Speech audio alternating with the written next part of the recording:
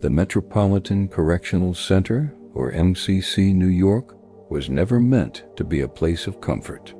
It was a fortress of verticality, 12 stories of reinforced concrete and steel, anchored in the heart of Lower Manhattan.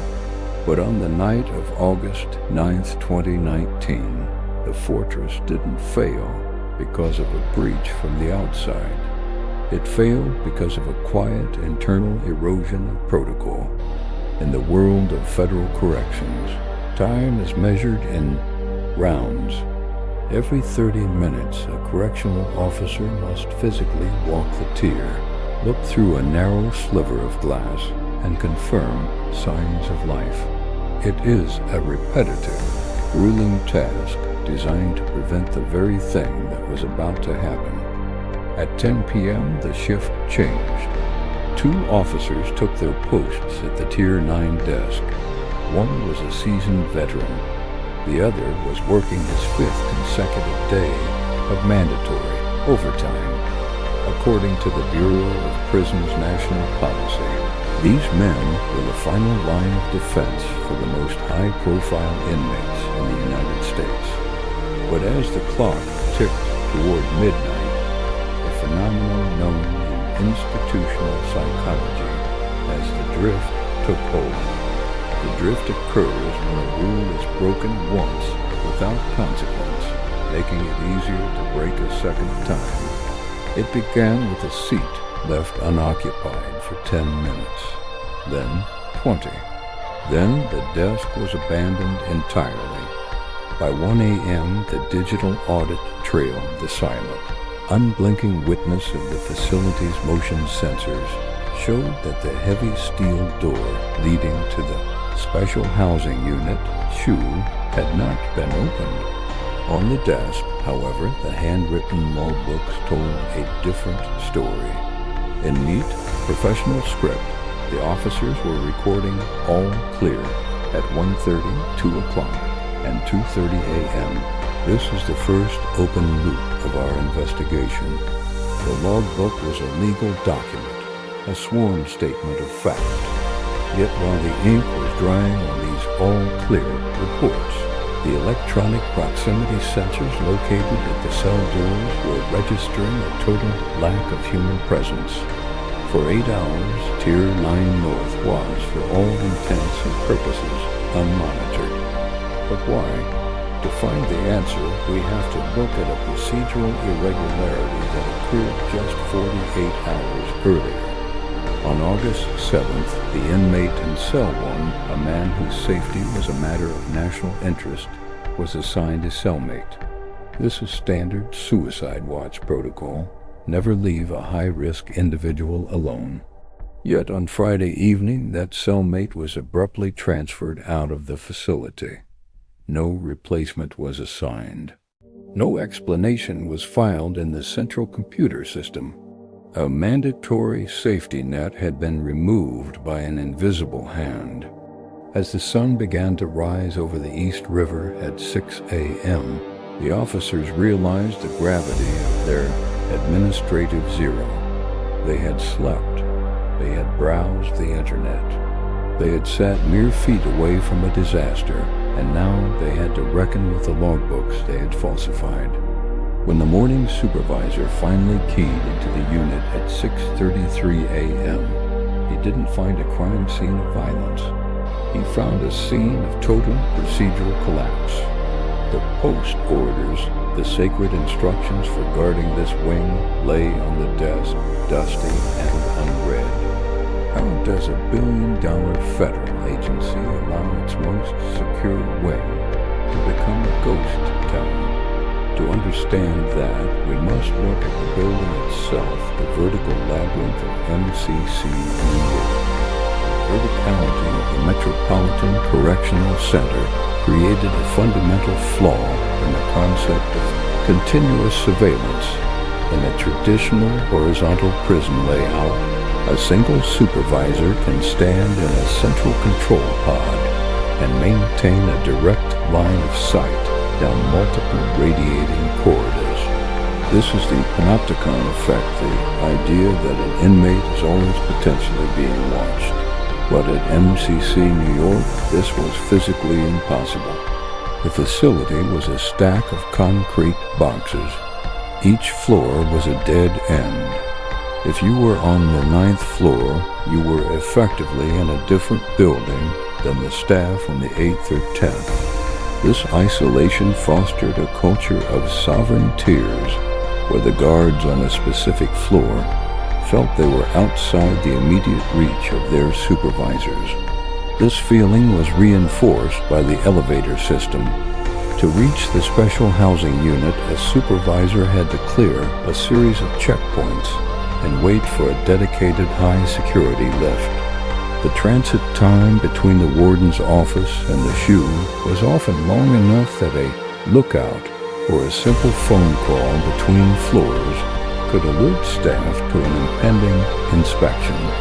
This logistical delay turned the SHU into a private domain, where the administrative oversight was filtered through the very people it was meant to monitor.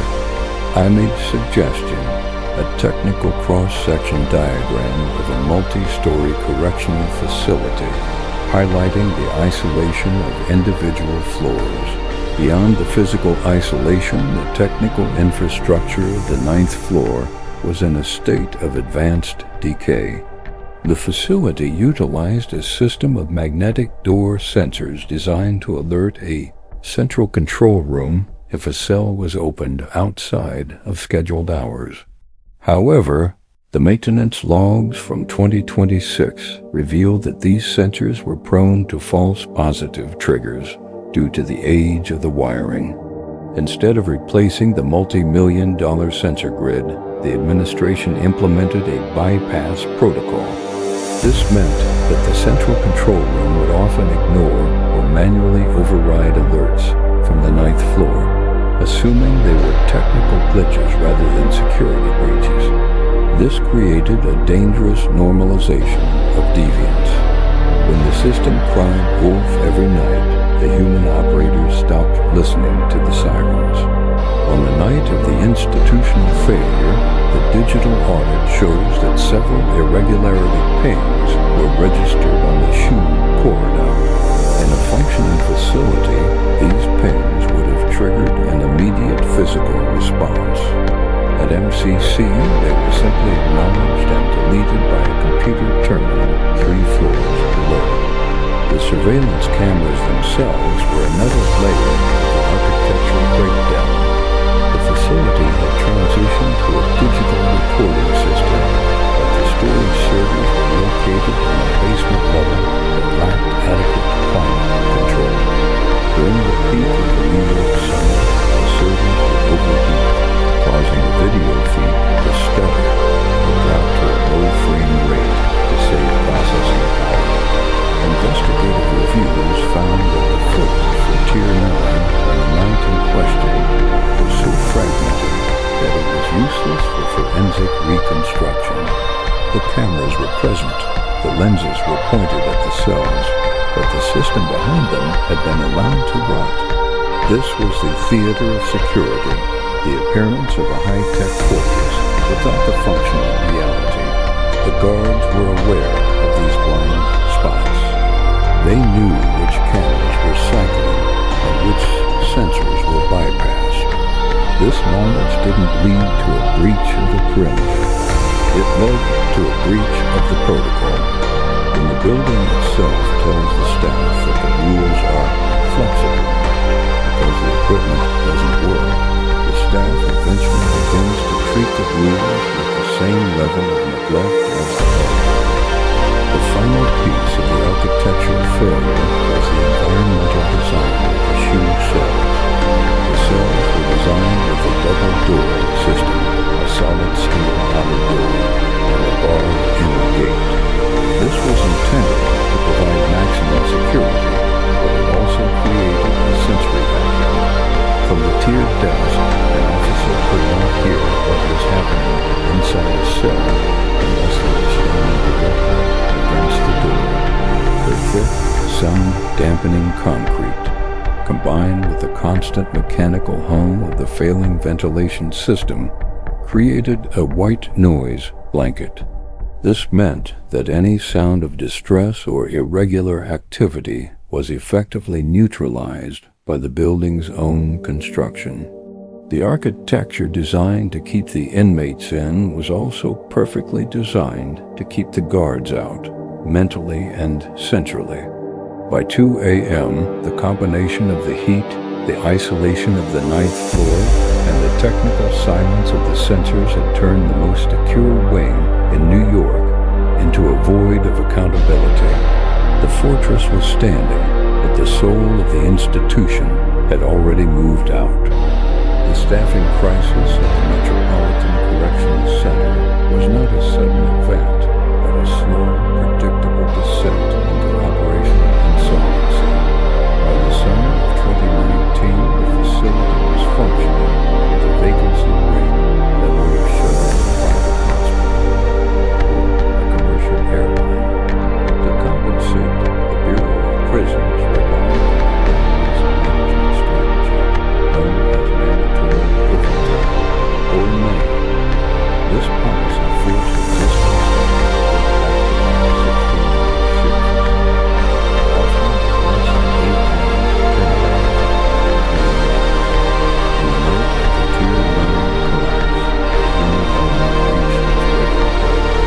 One of the officers assigned to the special housing unit was not a career correctional officer.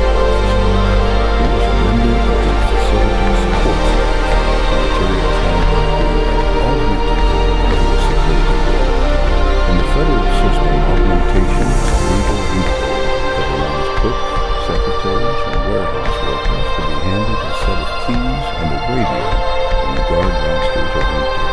While technically trained in basic firearms and self-defense, these augmented staff members lack specialized behavioral training required to manage high-profile inmates in a segregation environment. The psychological toll of this staffing model created a phenomenon known as the drift. Procedural drift occurs when a rule is bypassed once without an immediate negative consequence.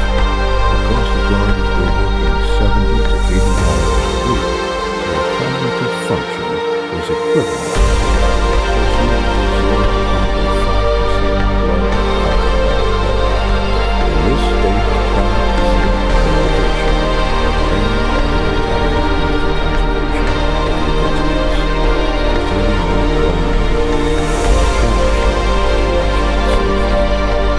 prioritizes mental concentration over vigilance.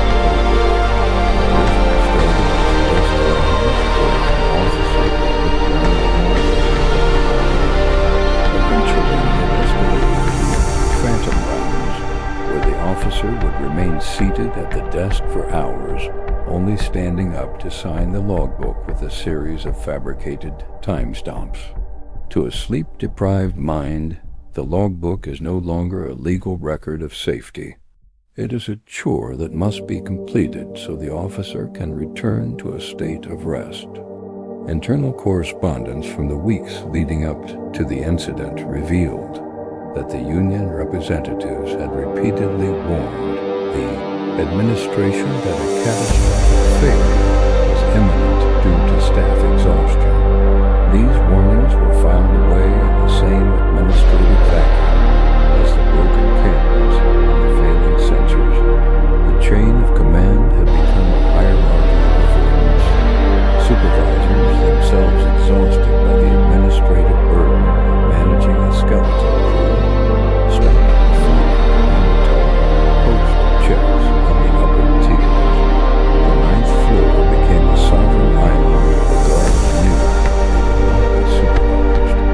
This lack of oversight removed the final psychological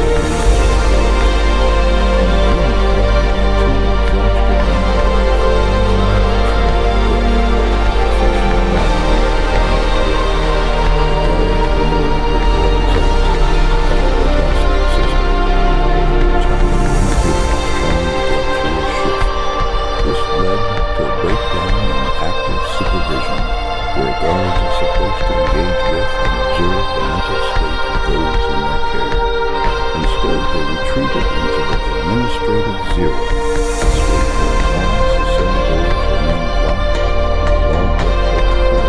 The actual status of the inmates was ignored. By 4 a.m., the officers on Tier 9 had ceased to be a security force and had become mere placeholders in the fading winter. The system was now operating in the hope that nothing would go wrong, because it no longer possessed the capacity to respond if it did. The investigation followed the silence of August 10th.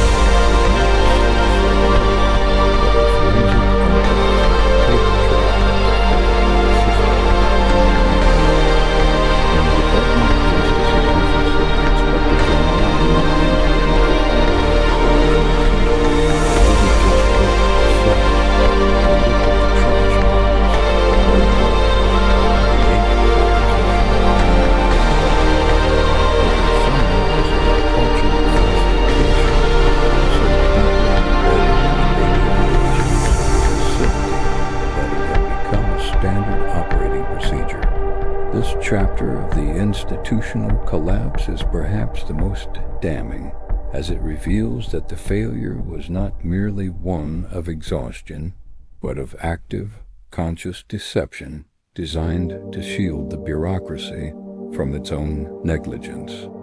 The primary focus of the federal investigators was the Form 583 incident reports and the daily activity logs. In the Federal Bureau of Prisons, these documents are the holy grail of accountability. Every 30 minutes, a guard's signature must testify to a physical check. However, forensic analysts discovered that the signatures for the entire 8-hour period between 10:30 p.m. and 6:30 a.m. appeared to have been written with the same pressure, the same angle, and the same pen, suggesting they were all filled out in a single rushed sitting, rather than in the half-hour intervals apart. This batch logging was a federal crime, yet on Tier 9, it was the only way the staff could reconcile their inactivity with the requirements of the manual. But the paper trail and the digital shadow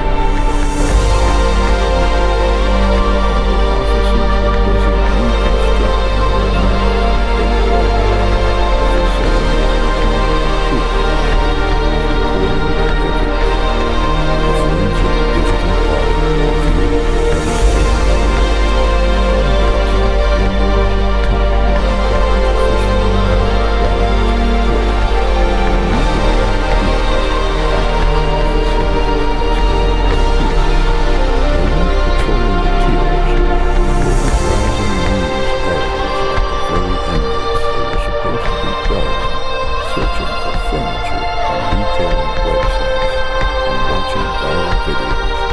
The machine logs and the paper logs were in a direct, irreconcilable conflict. The digital sensors on the Tier 9 door, the proximity points that record whenever a guard's key fob passes a specific station, remained dark for 480 consecutive minutes. The guards had essentially created a fictional model on paper, a digital architecture built on recorded and total absence. The investigation then turned to the missing cellmate list. 2 days prior to the institutional collapse, the inmate and cellmate had been under suicide watch, a status that had been declared for all of the internal knowledge of the facility's conduct during the shift themselves. A good report allegedly coming from the villages authorized the release of the cellmate. This left a high-risk inmate alone in a cell where the cameras were known to be malfunctioning. When investigators tried to find the specific administrative authorization for this move, they hit a wall of bureaucratic amnesia. No one would admit to signing the order. The paper trail simply stopped. This was a procedural black hole, a moment where the system's own rules were suspended without a trace of accountability. Furthermore, the chain of command laws revealed that the night supervisor failed to conduct a single randomized floor check during the entire shift. In a high-security facility, the supervisor is required to move between floors to ensure the skeleton crew is awake and alert. The elevator logs, however, showed that the supervisor's key card was never used to access the ninth floor until the morning counts began. This was a total vertical collapse, from the warden down to the material every level of the hierarchy participated in a silent agreement to let the protocol slide. The DOJ eventually recovered shredded remnants of original laws being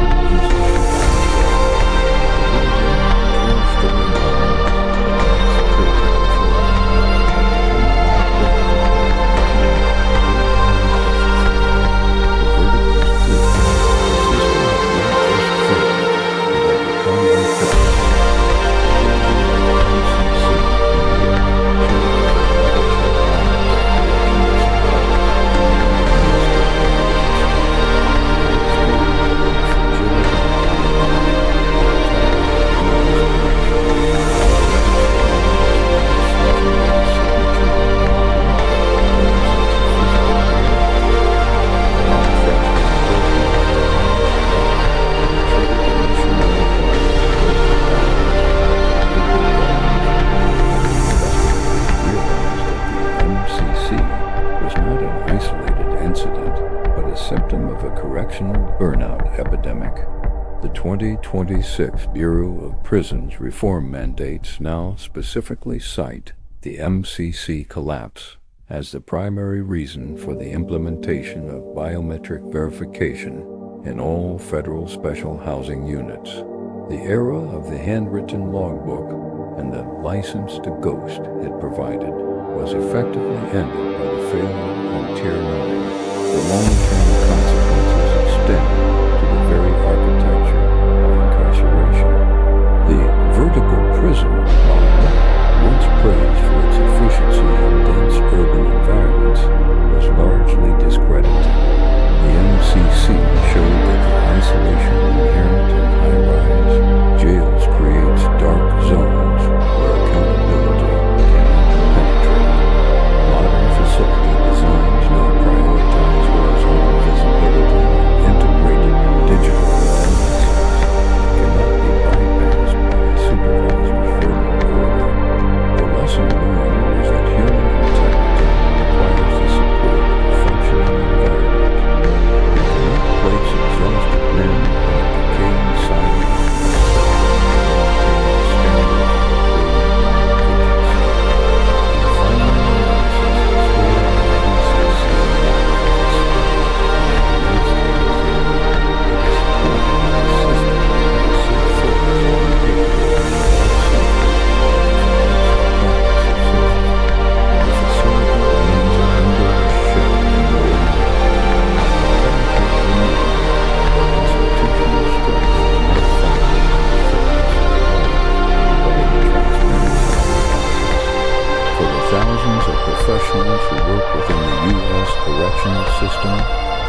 MCC serves as a multi-clinical case study. It proves that the most dangerous moment in any institution is not